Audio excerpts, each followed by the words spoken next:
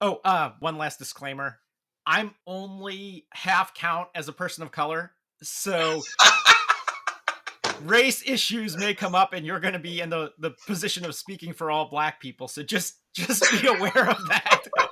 All right. Okay, here we go. Stop the laughing. In an age of myth and legend, the world trembles before the power of Necron, master of evil, ruler of ice. Against him stand Tigra, princess of Firekeep and captive of the ice demons. Larn, Tigra! Last of a mighty warrior tribe, and her only hope of escape. And Dark Wolf, mysterious avenger and sworn enemy of the Ice Tyrant. Their courage will be tested. The challenge must be met. The final battle between the armies of the cold and the keepers of the flame is about to begin. Fire and ice. From the visual imagination of Ralph Bakshi and the dazzling artistry of Frank Frazetta, a fantasy adventure from 20th Century Fox.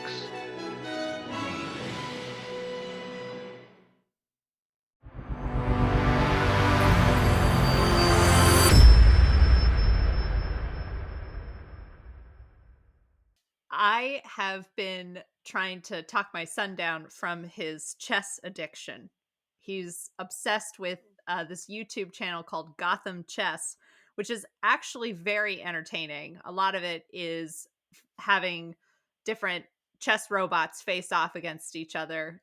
The robot apocalypse is coming because they are smart and creative and we're all doomed.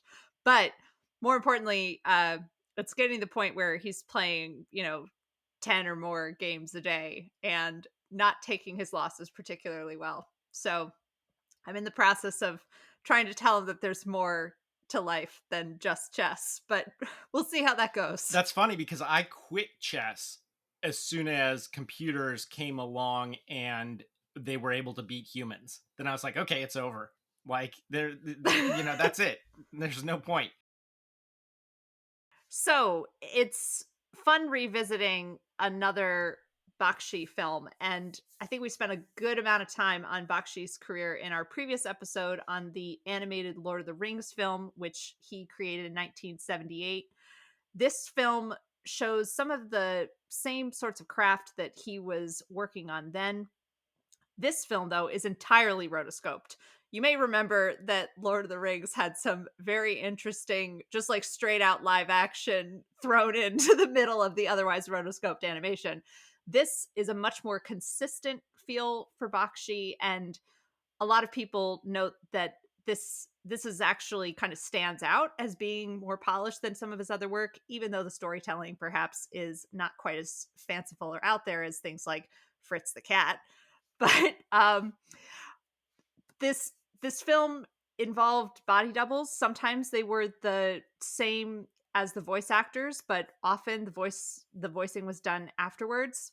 And in some of the DVD special features for the film, Necron's live action body double, Sean Hannon, reads from his production diary, which has some really hilarious moments, but one that just sort of typifies it is he writes, sword fights. It would seem I am destined throughout my career to ever keep the handle of my sword warm, which reads strangely sexual. But anyway, so it seems like folks are having some interesting times behind the scenes. But of course, the main star is the artistry, the paintings throughout. Thomas Kincaid actually worked on some of the backgrounds to the various scenes.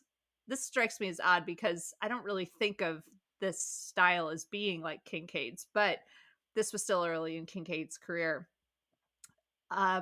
There's a lot of influence from Conan the Barbarian in this film, of course. The screenplay was written by Jerry Conway and Roy Thomas, both of whom had written Conan stories for Marvel.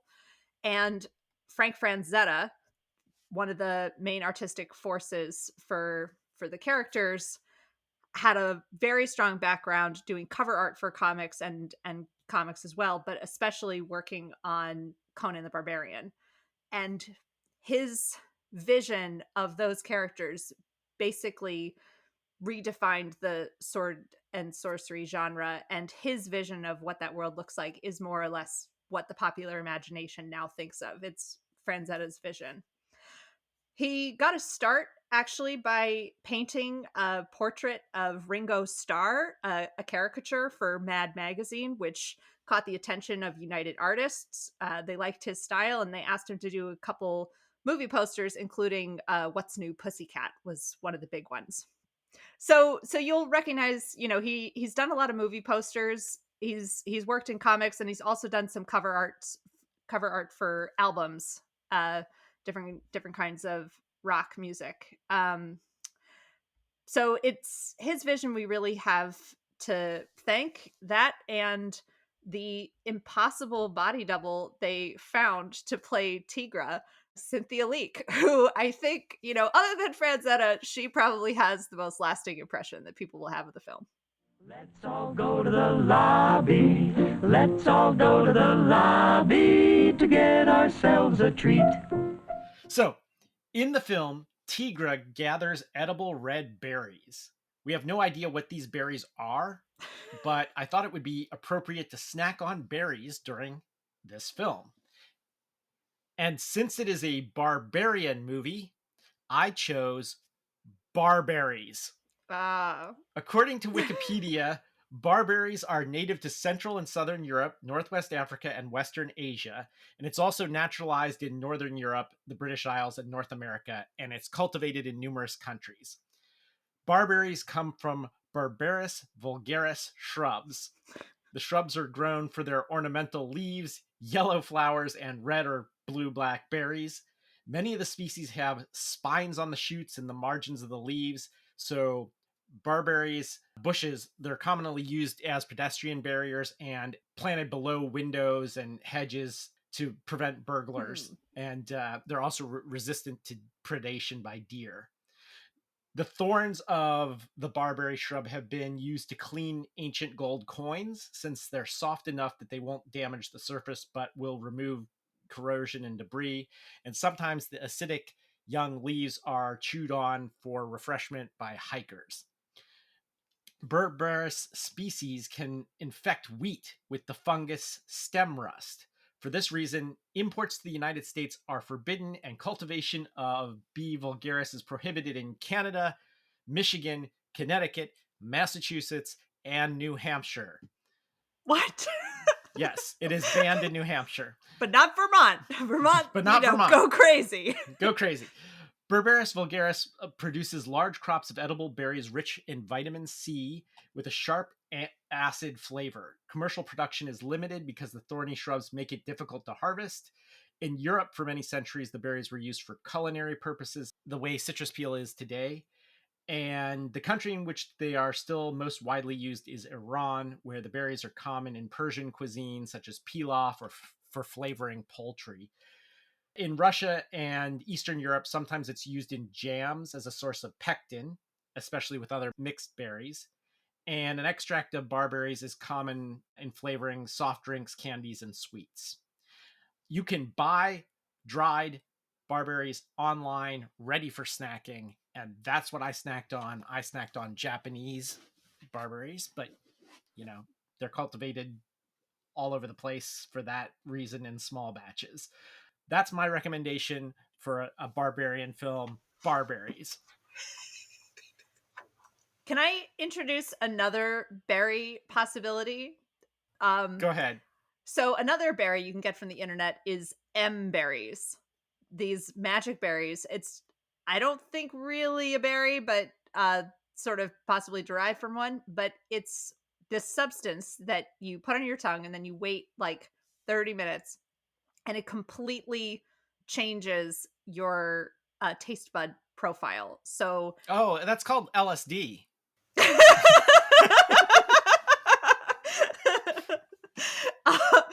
So these M berries, they're not very expensive, but it can make for a fun afternoon. Lemons, for instance, you can suck on just a raw lemon and it tastes like sweet lemonade. You can eat things that are insanely hot and spicy and actually taste what the pepper is underneath, kind of a sweeter heat. So makes for a fun afternoon, almost as trippy as watching Fire and Ice. Okay. Well, before we go any further, I got to say we have a guest on the show today. William Raymond Bronson. Will Bronson and I go back a long time. I don't know when we first met. It was in kindergarten, but we were in different classrooms. So it wasn't until about 1979 that we were in the same classroom together in what would that have been, fourth grade, and we started playing Dungeons and Dragons together. And so we have been playing Dungeons and Dragons ever since first edition. So since we're doing a series on this kind of stuff, I figured he would be a good person to bring in on this. Welcome, Will. Hi, thank you. Woo! Thanks for having me. Okay, so are you guys ready to jump into talking about Fire and Ice? Oh boy. Yep. Yeah. Okay. All right. So the first thing I want to say is just the look and feel of this is amazing. The gorgeous watercolor backdrops, the Foley is amazing sounding, like every little footstep you hear, but it's at the right level. So like if they're on stone versus ice, the sound is different. Like the Foley is amazing. And then the movement is super realistic for an animated film, more realistic than anime because they rotoscoped the whole thing. Yeah. But yeah, it is one of the most realistically animated films I've ever seen. Yeah. Well, certainly for the time period. I mean, rotoscoping has really only been used a handful of times since, and Scanner Darkly, I don't think they really tried to make it realistic. But you're right. I mean, the proportions are all right, even if sometimes ridiculous. Well, I mean, they're real human proportions, right? They're real people. Like I've seen the people; they're real people. So, I just want to, interject here. I wanted to say that I think the only time that comes more recently and more mainstream, I think Anastasia. Maybe they use some rotoscoping in that. And as far as the bodies, well, as my wife put it, she's like, I don't think I've ever seen this many asses in a cartoon movie. Notably, they were mostly men. I mean, it was a real, yeah, it was mostly guys because there were only 6 women in the entire movie.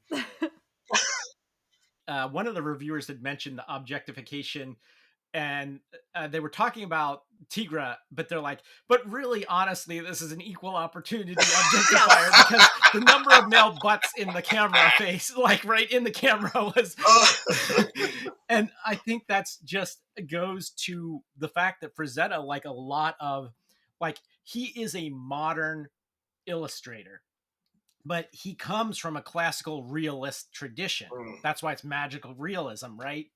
He comes from a realist tradition, and like a lot of realist fine art painters, he's pretty obsessed with the human form, right? So you get that all over the place in this. We start off with a little bit of backstory about the evil queen Juliana and her son Necron. Classic setup of the evil queen and the son who's a necromancer, just like any mother-son tale. And it's clear they're up to no good. They are trying to take over the world, albeit as peacefully as possible. At their disposal, they have powers that are turning everything into ice, and then also a whole delegation of troglodyte Neanderthals. We'll get to them. But the initial conflict starts when they send their emissaries to negotiate basically a surrender by the last holdout which is Gerald and his lava people, and Fire Keep. Fire Keep. Um, and that negotiation they already anticipate isn't going to go well, so they send some kidnappers along to sweeten the deal by grabbing Tigra to use as leverage. And that is where our adventure begins. Well, it's not just to use as leverage. Necron's mother, Juliana, wants an heir and wants Necron to marry Tigra. So that's also plays into this. We don't want to get too far ahead, but I think we can say from the very beginning, or even before we get to them seeing this delegation, when he is using his powers, it just looks like an ice-gasm. I mean, they show him spasming, and then the ice just thrusts up into the air, and it comes down and crushes the freemen who are trying to. It's way over the top, and it's wow, very blatant. But this is the first time of a part where they say, okay, we're going to associate this Margaret type character, because she's sort of a LaFay type character, at least in the pop culture sense. But anyway, we're going to associate him with sort of a sexual deviancy. And maybe I'm reading something into it, but I think we get more of that later on. Meanwhile, the armies of Necron are destroying town after town, and one survivor of these clashes is Larn, who is our barbarian hero. He plays dead, ends up escaping, and he eventually meets up with Tigra. After a series of encounters with different monsters. It was actually something I really kind of enjoyed about Tigra's, escape and then like continually hiding from the band of troglodytes that were sent to kidnap her, lost her, have to find her again. And that every time she finds a new place to hide, there's some new monster that is there to like both threaten her Yes. and also, prevent her capture. Tigra multiple times escapes these captors, and this is when my wife was like behind me. I'm watching it and I didn't even know she was behind me, and I just hear, "This is seriously creepy." And I'm like, oh great, it's gonna be a feminism rant, right? Because like this is the point where she like has just escaped them a second time, and she's sort of using her sexuality before she's in a lake or something, and then she eventually dives down and escapes them through the water. But in that moment, it's a very sexual moment and stuff like that, and I thought for sure that's what she's going to say, but that's not what she said. Her complaint was, she's like, all the bad guys are dark skinned, and I'm a little yes, I think that it was a little insensitive the way they chose this, but also I need to defend it for a couple of reasons too. One is that the color on modern video is a little bit off, so they're actually supposed to be olive green-ish color. Also, they were I think what this movie is trying to do is an alternate history during the Ice Age, and it's supposed to be like Cro-Magnons and Neanderthals, and the Neanderthals are being controlled by Necron. Also, I want to point out that the whitest people are the most evil, right? So Necron, like Juliana, and the witch, who we'll get to in a moment, are like white. And then as you go down the spectrum, then there's Tigra, and then there's like Larn, and then there's Dark Wolf, who we'll get to in a minute, who's like, and then there's the Neanderthals. So I'm not really sure. Also, when these things are made, usually the colorist is a totally separate person from the artist, as was the case with this. And I forget her name, but she may not have even seen the whole plot, known everything. She's just like, what color are Neanderthals? And like, okay, Anyway, that's kind of my take on it. It's not a total excuse for it, because the way it is now, it just doesn't fly. It comes off as racist. But Well, I definitely have to weigh in. So my kid walked in while we were watching. Oh, well, we need to since this is an audio podcast only, we should let people know that Will is black and his son is mixed. All right, go ahead. Yeah, yeah. So Teddy walks in and just sees a moment of it. And he's like, what are you guys watching? Seems kind of racist. And we're just dying laughing. Because literally, they refer to them as subhumans. And they all have, not only do they have dark skin, but they have uh, even their features and their hairstyles. Which they actually have a great variety of. I will give them that because they have a huge variety. But they're all dark skin. But they also have features and hairstyles that are of colored people. Whereas, our hero is blonde hair and blue eyes. There is an exception though. The Tonto of our film, Dark Wolf, is the absolute badass. Totally more of a badass than Lorne, and he's sort of dark skinned, so he gets a pass. But is he really the Tonto, or is he the real hero and like Larn is the Tonto? No, because Tonto never gets the girl, so yeah, he's the Tonto. He's the one who's actually doing all the work, and yeah. So maybe he's the Han. Okay, I've also that could be it. He could be Han. Well, the first time we see him, we'll get to when we see him, because first I got to go to like her escape. Oh yeah. So she escapes through the water. She meets up with Larn. That's when they have the red berries and stuff by the side of the pool. And eventually, like, the subhuman, I think they call them Necron's dogs, come to get her again. And the reason that he's not able to defend her is because he gets attacked by... And there goes the shark meter. A giant... It's actually more of a squid type tentacle monster than a shark, but it still pings on our shark meter. Yeah. So we get this great tentacle monster underwater battle thing while she's being kidnapped up above ground. By the way, I want to say on the whole feminism thing too, it's like, do you notice that he never rescues her? Like, never once. Like, she always escapes on her own every time. She like gets captured like 3 or 4 times in this film, but every time she escapes through her own means, Yeah. Mostly that is the way. And I think maybe the very last one, and even then she comes to rescue him. Yeah. So, in fairness. Yep. I'm just curious, is the reason why she's not wearing any clothes because she comes from the fire keep and it's just like hot there all the time? So it's basically like she's going from Miami to New Hampshire in this story, and I'm watching her just thinking like, how is this a fashion choice? I mean, she had like a little nightgown in the beginning that gets ripped off pretty quickly, but she's basically wearing a thong bikini the entire film. She was in her bedroom. They kidnapped her from bed. She was literally in bed when they kidnapped her. All right. So, I mean, she could have been naked, I guess. It could have been slightly worse, but it seems like, I mean, it must be just very hot where she is in order to sleep in that little. They live in a volcano. How much? Like, you don't get any hotter than that.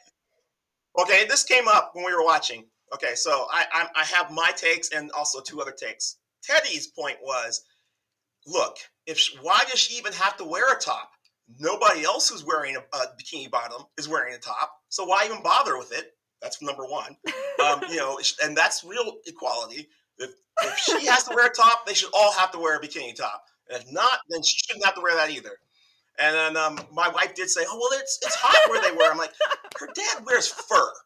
Okay, so we'll get into her dad later because that guy sucks. But anyway, she is she. I don't think the term fan service necessarily existed then, but that is what we're getting. It is what it is. We are, rather than make excuses for it, we say we accept these things as they are, and move on from there. Hey, at least it's not a chainmail bikini, right? Those things pinch. They really do. After they're separated like this, Batman shows up, right? Yes. So like, we see on a hillside, yes, this character Dark Wolf, who I swear to God is Death Dealer. Yes, that's it. As soon as you see it, you're like, oh, that's the Molly Hatchet. That's Molly Hatchet's first album cover. Yep, any guy that grew up from that era will automatically recognize Death Dealer, which is Frank Frazetta's most famous painting of all time. And that is another form of fan service. Yes. They're like, we're going to throw in this obvious reference to Death Dealer, which is a different whole character that got spun off. And eventually, like, comics were written by Glenn Danzig, Oh, wow. formerly of the Misfits. Yeah. And you're right. The Molly Hatchet cover is the Death Dealer painting. There's actually 4 or 5 versions of the Death Dealer painting that Frazetta made. I have never once seen one in real life. It's one of my dreams to go to the Frazetta Museum and see it. But yeah, and the last time we see him again at the end, he will also be in the Death Dealer pose before the movie ends. So Dark Wolf has his own vendetta against Necron, and so he's going to join Larn.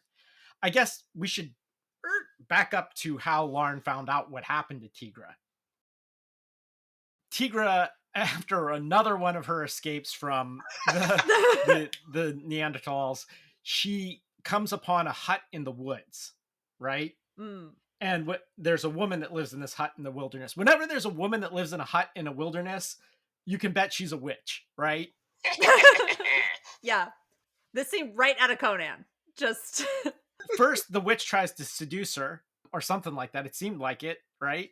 And then, once she puts her to sleep, the witch, whose name is Roleel, sends her son, this big hulking monstrosity ogre type thing, to go get Necron's dogs and bring them here because she wants to use Tigra as a bargaining chip. Can we talk about what Roleel's intentions are? Because it seemed like it was possibly sexual or possibly I'm gonna drain her life force energy in order to stay eternally young. Yep. We don't know, but the moment of disappointment that she has when she finds out that this Tigra isn't just a nobody, that she can disappear, that, it's one of the finest or most actingest moments in the film. Yes, you're right. You're right. She's like, oh, God, yeah. Okay, so this is the first time, I believe. Okay, let me see. She's going to be I think the 5th female character. The first time, 2 female characters are in the same scene, and they have a conversation. Oh. And of course, they talk about a dude, so they fail the Bechdel. But whatever. And, I'm like. I'm listening to her. I'm like, that's not going to work, right? You're okay. Well, go ahead and do your evil plan. But I liked her as a character, and I like you even better in just a little bit, which we'll get to in a moment. She sends her son to go bring Necron's minions, and they come, and then I didn't see this coming. They just kill her. And okay, well, that didn't. That didn't work out the way she planned. They burn it to the ground. When Larn comes upon this later on, the skeleton of Roleel rises up and sort of talks to him and tells him, what happened to her. He convinces the skeleton, out of revenge, to tell him where they took her. So he agrees to get revenge for her and get Tigra back. And so after that, he then goes off, and that's when he meets up with Dark Wolf for the first time. This was a nice magical moment.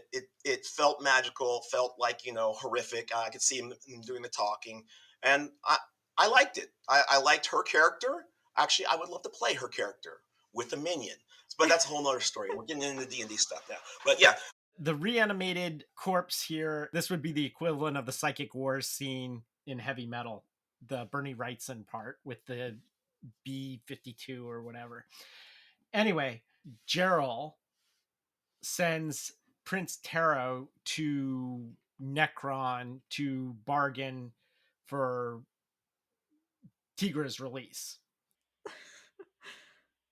I should say, actually, they take her by ship back. So apparently there's a sea route there too. And Larn stows away, and that's how he gets there. So that's what I was talking about. He stows away and on that ship, sort of almost like an Indiana Jones hanging off the periscope, which really, how did that really work anyway? But anyway, yeah, it reminds me of that, you know, gives them some badass creds, you know, but Yeah. yeah, I like that part. All right.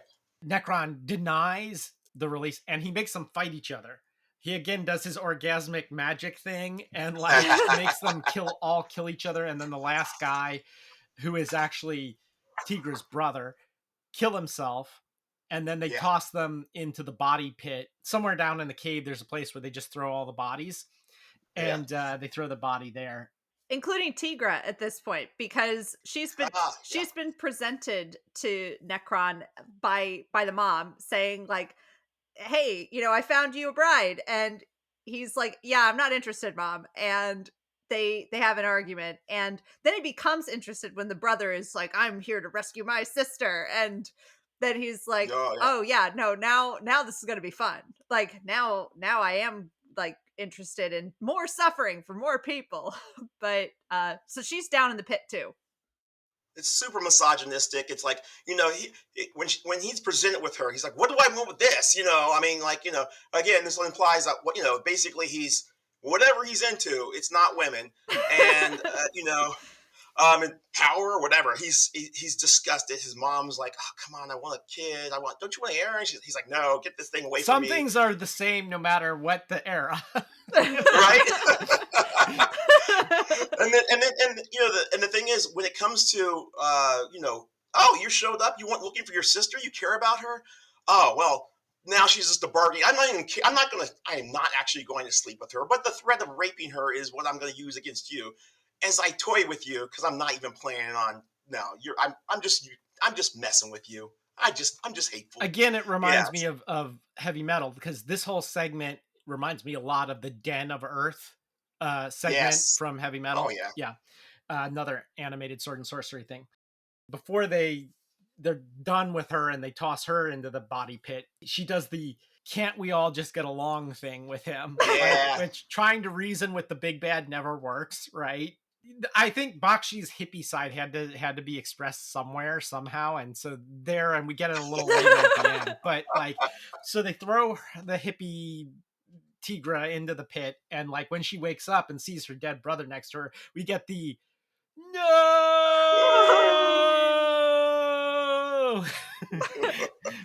You knew that had to happen sooner or later. Okay, meanwhile, Dark Wolf has one of the coolest fight scenes in the movie where it's all foggy and he's fighting the Neanderthals, and they just come out of the fog and he kills one, and then turns around, another one comes out of the fog and he kills that one. I thought that was a really cool scene. Isn't this where he dismisses the Lauren, like the kid? Nah, you get out of here. I'm going to handle these guys. Get out of here. You know, you go find the girl. And he's like, I'm just going to murder all these guys by myself because I am that badass. He's Batman. He's like prehistoric Batman. You know? He is. Yeah, he's the one, man. He's. It's like if you you know, it's funny because depending on your age as a young man or where you were at as a young man, you might, on the one hand, want to be Lorne because he's obviously seeking the girl. On the other hand, you might want to be Dark Wolf because everyone wants to be Dark Wolf. Dark Wolf is Han Solo, like the other guy's Luke. You know, it's like right. Now, I'm not really sure. You know how I'm not really sure how this would have come across to a young woman, to be perfectly honest. Oh, a young woman like me? Yeah, well, how do you think that would come across to you? I mean, like when you're like, I don't know, 13 or 14? Well, okay, so I was definitely always like Team Han Solo. Like never had any interest in Luke, and I still don't. And so I think here, you know, Dark Wolf has my vote. He has my interest. Larn, I'm sort of like, yeah, fine. Like you're gonna end up with a princess, like whatever. Like no interest. Tell me about Dark Wolf's story. Like what's he up to later? Yeah. See, I could have predicted that. They eventually get to the point where they have to have an all-out assault. They go to Geralt and convince him, you know, Larn and Dark Wolf, who did manage to escape from Necron, you know, they convince him to let them use the Dragon Hawks, which are basically pterosaurs, and like they're X-Wings. they're X-Wings. So they take pterodactyl X-Wings. Just, they're definitely pterodactyls. It's a flying mount, assault with 8 guys, basically Larn, Darkwolf, and 6 red shirts. And all the red shirts get killed, but both Larn and Darkwolf manage to make it. Larn rescues Tigra, while Darkwolf takes care of Necron. Yes. Which, by the way, I gotta say, this is why he's the real hero of this, because he's the guy that defeats the big bad. Oh, yeah. This fight scene with Necron, it's animation. So they could have shown Necron's magic any way they wanted to depict it. Yeah. There's no limitations to their VFX. And they chose to make it invisible. Yeah. Which I thought was a very interesting choice, given they could have drawn anything in, and they just chose to have it be like sort of invisible magic, which is the way later on the Lord of the Rings would do it with Gandalf and Saruman and stuff like that. But I thought that was kind of interesting that they showed some restraint there and said, yeah, we're just going to make it invisible. Well, I think it's because there are such strong visual elements to the effects of the power that, like adding in like laser light force shooting out of something would have possibly lessened it. But like the huge wall of ice that comes up, it makes you believe in the strength of the power, even if you can't see it. I think the acting sells it. I think that's I mean, we did skip over, when Lorne sneaks in and he takes a pot shot at him. He's like, "Oh, I'm intrigued by you," and then he, he does the thing where he puts, it's like, "No, we're gonna have a duel," and maybe I'm reading things into it. It just seems very homoerotic, and they fight until and Lorne gets a cut in on him. He's like, "All right, now we're not messing around anymore." He just uses his magic. I think we call it water bending now because he controls his blood. But anyway, he controls him, makes him beat the crap out of himself or whatever. And basically, you get to see the magic expressed through how the bodies react. And I think it works great. I love it. I mean, actually, I wish more of that. As a matter of fact, I know we're on a geek thing, so I got to say this. The more Star Wars does less flashy space magic, the better it is. Mm. And so in this case, they did not do any flashy space magic. They just showed how it affected people. And that was terrifying enough. Agreed.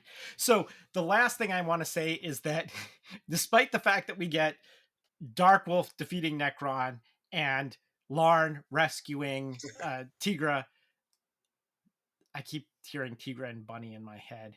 They got the boom. Anyway, despite all that, Geralt still decides to open the floodgates on the lava and drown everything in lava. Is like, Glacier's getting too close. They obviously must have failed, or who knows what. Open the floodgates. They open the floodgates of lava and destroy all the encroaching glacier, and humanity is saved. Yeah. Well, which tells you what? That he didn't need to send his son to his death. He could have just released the lava from the beginning. He could have just said, when they get close enough, I'll release the lava. Bida bing, bida boom. Oh, also, if he had, put some bars on his daughter's window, then, we wouldn't be having this conversation. But, hey, somebody has to carry the idiot ball for the plot to go forward, I guess. But, I don't think anyone expected that someone would come kidnap the princess out of the volcano. Right? I mean, well, yeah. How often has that happened before? I see what you're saying there. All right. I think we're running out of time, so we got to wrap things up here. The animation, the fights, those were almost all great. The squid fight was a little iffy, but everything else was really good. The chase scenes were good. The way they moved across the ice was good. There was so much good stuff there. If we got anything wrong, if you think that there's something else we got to say about Fire and Ice that we did not already say, you can write us at GC8 Podcast. That's letter G, letter C, number 8 podcast @gmail.com. Tell a friend about us, rate, review, subscribe, all that kind of stuff. And until next time, this is Eric. This is Johanna. It's me, Will. Signing off.